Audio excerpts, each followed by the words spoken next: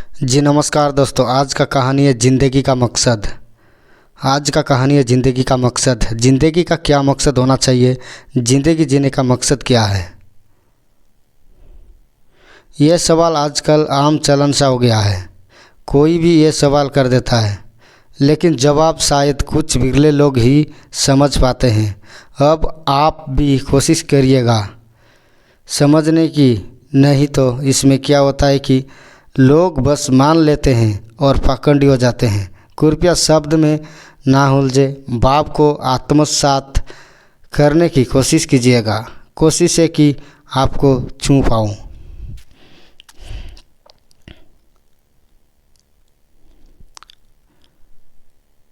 जीवन का सिर्फ एक ही उद्देश्य होना चाहिए, और वो है अपने आप को जानना। इसके अलावा जीवन का अपने आप में कोई और उद्देश्य नहीं है।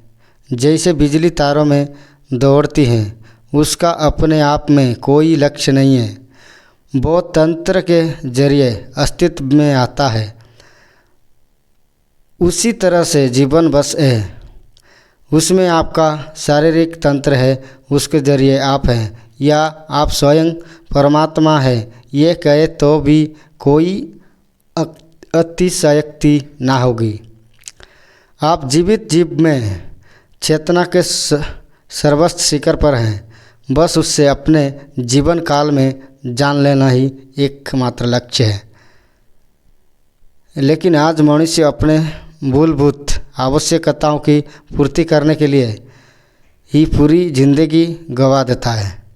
मूलभूत आवश्यकताओं की पूर्ति को जानवर भी कर लेते हैं, तो फिर हम उससे अलग होने की बात किस आधार पर करते हैं? हम ना जाने किस किस तरह के अत्याचार करके हम और सहन करके अपने जीवन में सिर्फ खाने, सोने और संभोग के लिए विशिष्ट प्रयत्न करते हैं। नहीं, आप ही बताइए, दुनिया भर के उद्योग किसी काम में लगे हुए हैं। दुर्भाग्य की बात यह है कि सब इसी उद्यम में लगे हुए हैं और एक दूसरे से ज़्यादा बेहतर खाने, सोने और संभोग की प्रति को ही जीवन का लक्ष्य मान बैठे हैं। सब इसी प्रतिस्पर्धा में उलझकर जीवन क्या उससे ही भूल गए हैं।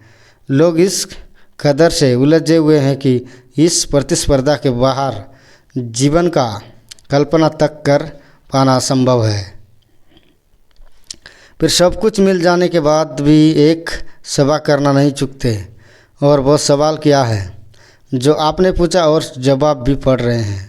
एक बात और समझ लीजिए कि जैसे ही कोई संत इन द्वंद्वों से बाहर निकलकर जीवन के सार तत्व को पा लेता है और उससे हम तक भी पहुंचाने की कोशिश करता है, तो हम उससे दुत्कार देते हैं। ऐसे में हम संभावना के दरवाजे स्वयं ही बंद कर देते हैं। जीवन भर दिखते चिल्लाते रहते हैं, जीवन क्या है, उसका मतलब क्या है, हमारा जीवन में क्या लक्ष्य है, मैं कौन हूँ, इत्यादि। जरा इस आपाधापी से नज़र हटाकर जीवन को देखिए। कितनी मासूमियत से जीवन आपका इंतज़ार कर रही है कि आप आए और उससे गले लगाकर मस्त होकर जिए। लेकिन नहीं, हमें तो अभी विश्व सुंदरी के गोद में खेलना है, 7 सितारा होटल में भोजन करना है, चांद पर जाना है, मंगल का सैर करना है। यही सब हमारे जीवन के लक्ष्य हैं। थोड़ा थम जाइए और जीवन को करीब से देखने की कोशिश कीजिए।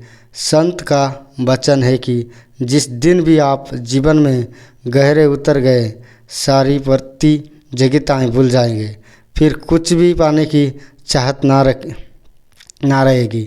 जीवन अपने संपूर्णता को प्राप्त हो जाएगी। आप अपने आप को जो भी समझते हैं उससे जीवन के रास्ते से हटाओ। जीवन स्वयं अपना लक्ष्य प्राप्त कर सकती है। आपको कोई ज़बरदस्ती करने की कोई आवश्यकता नहीं है। यहीं पर सब खेल है और आपके सारे सवाल का जवाब भी तत्काल मिल जाएगी। अब जीवन है तो सही, अब उससे अब आप ही जान सकते हैं। उससे बाहर से कोई भी आदमी आपको नहीं बता सकता। जान गए तो आप स्वयं विधाता, अगर नहीं जान पाए तो एक आम मनुष्य के जो कि एक सोचने वाला जानवर मात्र रह गए हैं। क्योंकि आपके पास बुद्धि और विवेक है, आप जान और समझ सकते हैं। बिजली ऐसा नहीं कर सकती, ना कोई अन्य जीव ही ऐसा कर सकता है। इसलिए हमारा संत और ऋषि लोग कह गए हैं, बड़े भाग्य मनुष्य तनु पावा, सुंदर दुर्लभ सब ग्रंथियों गावा, साधन दाम मचे कर द्वारा पाई इन जही परलोक संभाल।